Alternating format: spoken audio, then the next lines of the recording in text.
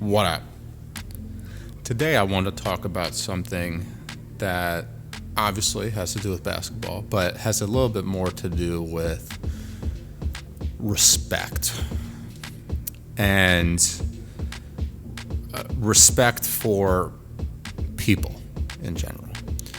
Because I'm sure most of you have heard by now about this situation that happened between Joel Embiid and a reporter for the Philadelphia Inquirer who is named Marcus Hayes, which has been kept relatively out of, ESPN blips and all this stuff because, I don't know, maybe they're trying to protect his identity, but I mean, he wants to talk about Joel Embiid in a certain way, so I think it's only right that we know who it is.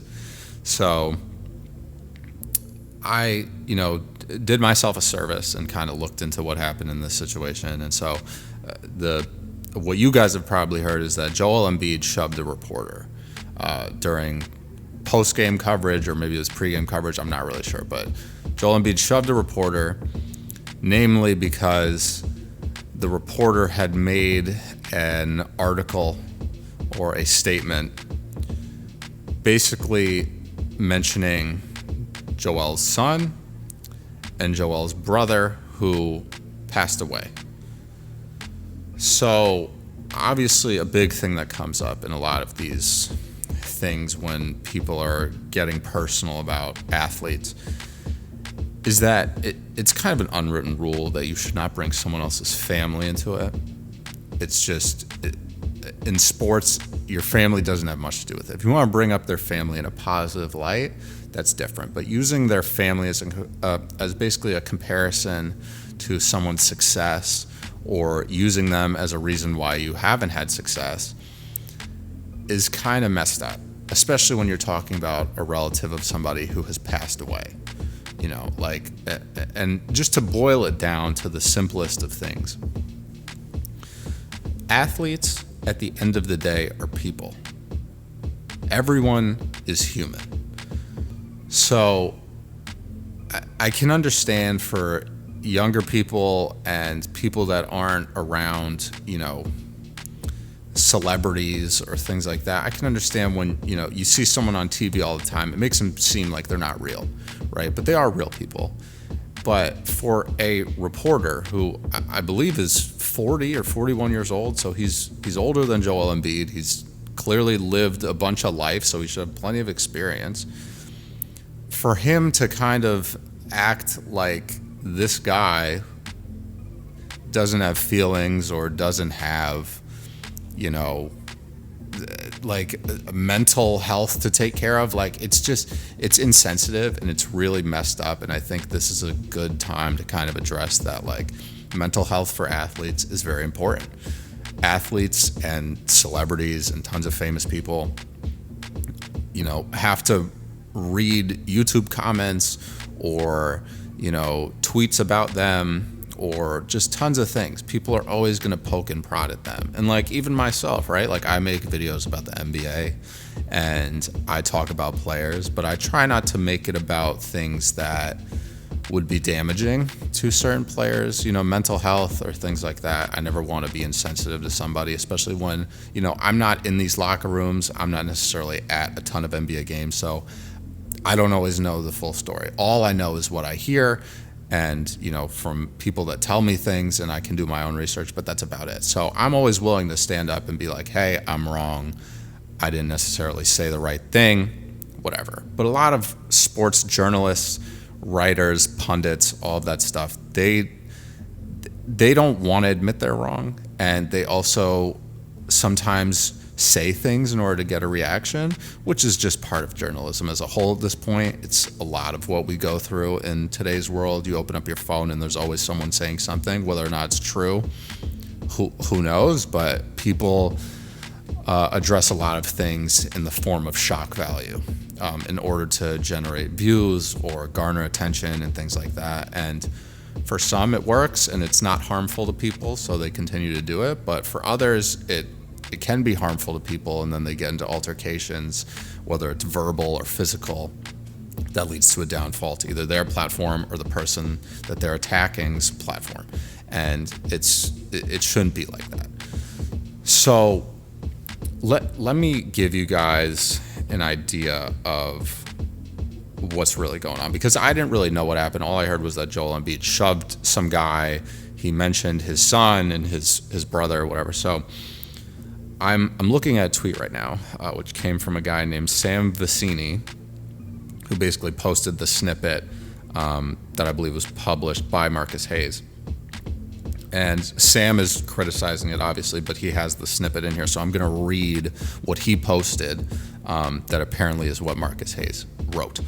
So it starts with, Joel Embiid consistently points to the birth of his son, Arthur, as the major inflection point in his basketball career. He often says that he wants to be great to leave a legacy for the boy named after his little brother, who tragically died in an automobile accident when Embiid was in his first year as a 76er. That's the first paragraph. The second paragraph starts with, well, in order to be great at your job, you first have to show up for work. Embiid has been great at just the opposite. Now in his 11th season, he consistently has been in poor condition. This poor conditioning apparently seems to have delayed his debut this season. So, sure, you might be able to make the argument that he's not directly attacking, his son or his brother or whatever, but he's basically saying that, Joel Embiid wants to be great. And he wants to be great because he wants to leave a legacy for his son, who he named after his deceased brother. And then in the very next paragraph is attacking him and saying, oh, well, you're not great. So he's basically saying, you want to be great for your family, but you're not. And I can imagine how hard that must hit Joel. I'm sure he still deals with pain and trauma all the time for his brother passing. That's his little brother. That's someone that you expect to have around for your entire life, someone that's probably going to live longer than you are because you're the older brother. And it's just disheartening that some people have to write certain things like that. And the way that it's written, it really does make me feel like he's just doing that to draw attention to the article, which, if that's what he's trying to do, that's just cowardly, in my opinion. You don't need to bring up someone's trauma that they probably have worked very hard to deal with, because that's the thing, is you deal with a death in your family or of a loved one, someone close to you, that pain never really goes away. You just kind of learn how to live with it, but it never goes away. And I'm sure Joel Embiid is also dealing with a ton of other problems right now. I'm sure he feels bad that he's not on the court. I really do believe that Joel Embiid loves the city of Philadelphia. He loves playing basketball. I think he's a good guy, and he wants to play. And he wants to play and be great for his son, right? It's not a hard thing to believe. And Joel Embiid gets attacked so much, and it's really crazy to me. I mean, I've always thought the guy's a really nice guy, funny personality. I know when he was, early in his career in the league, he would just have these funny tweets and stuff. He's just a goofy guy, trying to live life in a happy way and, just love life and, just be a good guy, right? And he seems very down to earth. There's that video of him playing pickup basketball with guys in Philadelphia. And obviously it's a little bit different. If Chris Paul goes and plays basketball, Chris Paul's not super tall for an NBA player, right? He's tall in general, but he's not that tall for an NBA player. So if he goes and plays pickup, a lot of people might not know it's Chris Paul. Joel Embiid is 7 foot plus and 300 pounds. If he shows up to play basketball, people are gonna be like, okay, this guy's legit. And he still does it because he wants to give back to the fans. He wants to give back to the community. He's a nice guy. And it really does suck that he gets attacked as much as he does. And, I feel for him. I just feel like dude needs a big old bear hug and just, tell him that, fuck all the haters, fuck what everybody's saying about you. Just go out and play basketball, right? Because that's the thing I noticed in my basketball career was you can worry about the game all you want. But once you touch the hardwood and you start playing basketball, it only takes a couple of possessions for me at least to just be all right, I'm having fun. I'm playing basketball. this is what I want to be doing, right? I think about the same thing when I'm at work. I'm like, damn, I wish I was playing basketball right now. Like, so I think Joel Embiid's the same way. He just needs to get back to the game. And, I think a lot of the stuff holding him out is not necessarily him. I think the team's like, we need you. And obviously they do. They're playing awful right now without him and Paul George, and partially, not Tyrese Maxey as well. He's missed a couple of games himself. And it's just, I can see that he's itching to get back. So it seems like he's going to make his debut for the season against the Knicks on Tuesday, November the 12th, because that's when his 3-game suspension will have been concluded. I believe he's done with the missing games for his injury management, which is what kept him out originally. And, people have just been attacking this guy for a long time. They were attacking him about the MVP race, and they forced himself to come back and then had that game against the Golden State Warriors where he injured himself again. It's frustrating.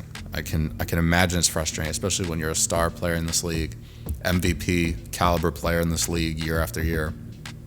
So I'm hoping he uses all of this to kind of fuel himself to have a great season, block out all the noise, and just do what he has to do and continue to be great, and achieve that goal that he has, to be great for his son and all these things. So I just wanted to kind of make this video to, speak on it, because I do think a lot of people don't really realize how much players can be affected by certain things. And I know the argument's always like, oh, well, they're making, 40, 50, 60 million dollars a year, they should be able to handle it.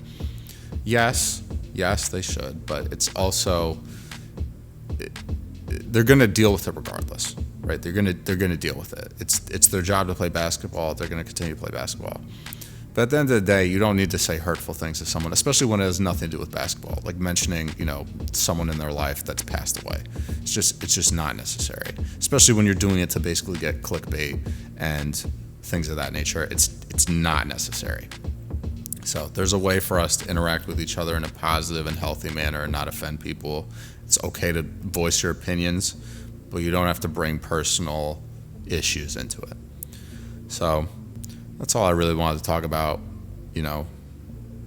People need to start showing some love to Joel Embiid, because I guarantee you when he retires one day, we're going to be upset that we were, mad that he wasn't playing and he wasn't, we're mad that he was shooting so many free throws and this, that, whatever. Like, you just got to enjoy these great players while they're still around, right? Like, same thing with LeBron, right? Like, we never know when LeBron's going to retire. So every Lakers game I can watch, I try to watch, you know what I mean? So it's the same thing with Joel Embiid.